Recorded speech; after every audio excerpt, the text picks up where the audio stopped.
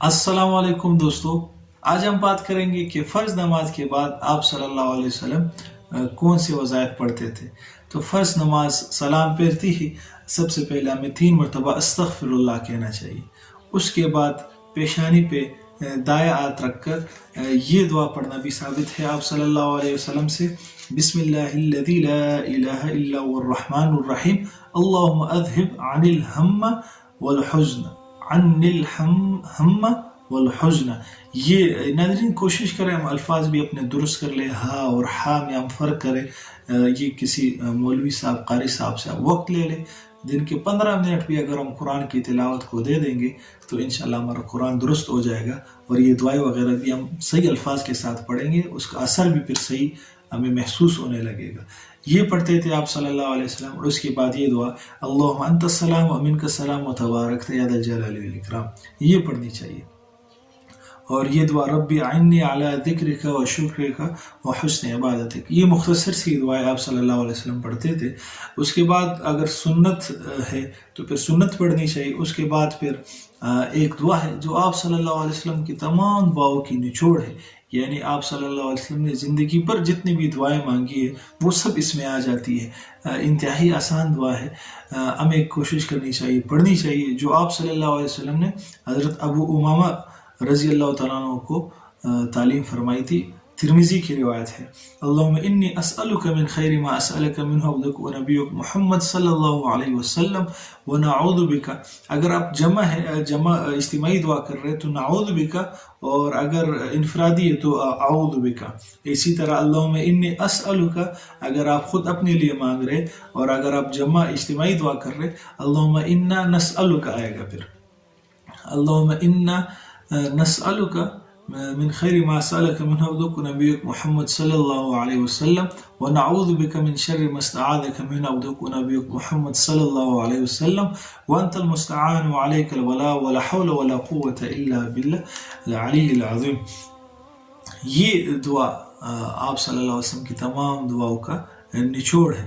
अब इसमें आप परेशान ना हो, नस्अलुका और असअलुका इसमें आप परेशान ना हो। नस्अलुका ही आप इसको पढ़ ले या असअलुका भी एक ही याद कर ले तो बहुत है।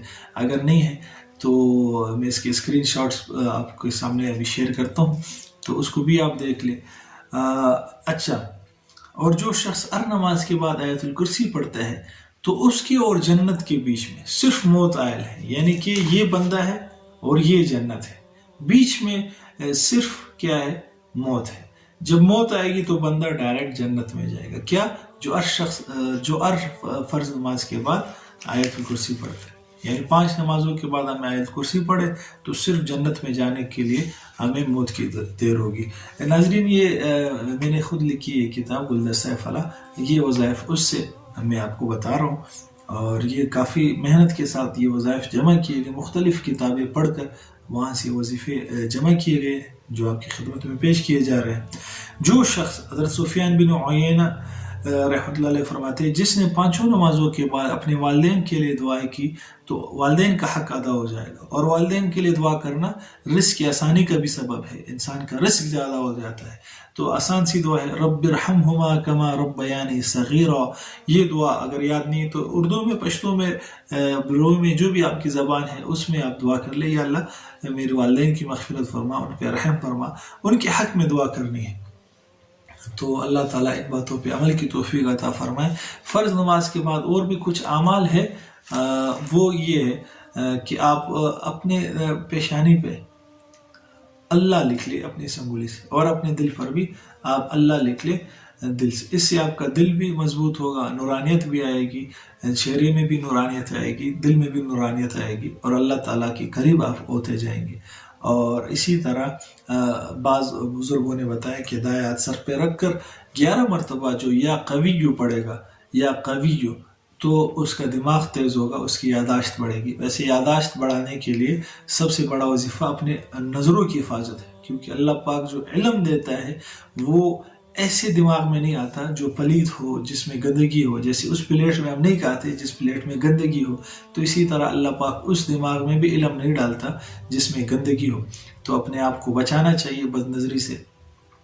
और बाज़ उलमा ये भी बताते हैं कि 11 मरतबा یا نور اپنی انگلیوں کے اوپر چف کر کے اپنی آنکھوں میں پھیرنا ہے. اس سے آنکھیں تیز ہوتی ہے اور بینائی تیز ہوتی ہے. خاص کر کے وہ حضرات جن کی بینائی کمزور ہے اور وہ اینک وغیرہ لگاتے ہیں تو ان کے لیے بہت ہی مفید ہے. آسان سے وظائف ہے. اللہ تعالیٰ ان پر عمل کرنے کی توفیق عطا فرمائے. اچھی بات ہے تو اللہ کی طرف سے ہے. اس کو آگے آپ شیئر کر لیں تاکہ آپ کے لیے بھی صدقہ جاریہ ہو اور میرے لیے بھی صدقہ جاریہ ہو. ہم قبر میں ہوں گے یہ وظائف لوگ پڑھتے رہیں گے, ہمیں ثواب ملتا رہے گا. اللہ آپ حضرات کو خوش رکھے اور ہمیں سپورٹ کر لیے, ہمارے حوصلہ افزائی کیجیے.